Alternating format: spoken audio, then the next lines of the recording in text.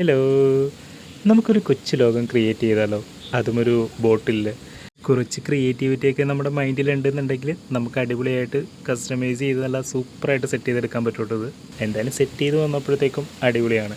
ഇതുണ്ടല്ലോ, നമ്മൾ ജസ്റ്റ് ഒന്ന് സ്പ്രേയിങ് ഒക്കെ ചെയ്ത് കഴിഞ്ഞാൽ ഒരുപാട് ദിവസം നിൽക്കും. എങ്ങനെ ചെയ്യാമെന്ന് നോക്കരുത്. ശരിക്കും ഞാനിത് ക്ലേയിലാണ് ചെയ്തേക്കുന്നത്.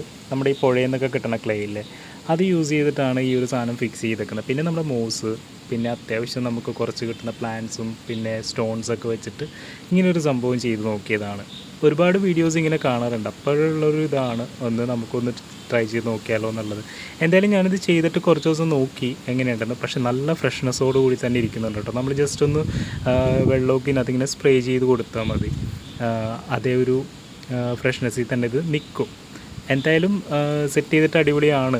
കാരണം നമ്മളൊരു ടേബിളിലൊക്കെ ഡെക്കറൊക്കെ ചെയ്ത് വെക്കാനായിട്ടൊക്കെ അടിപൊളിയാണ്. എന്തായാലും നിങ്ങളൊന്ന് ട്രൈ ചെയ്ത് നോക്കട്ടോ. അടിപൊളിയാണ് സംഭവം.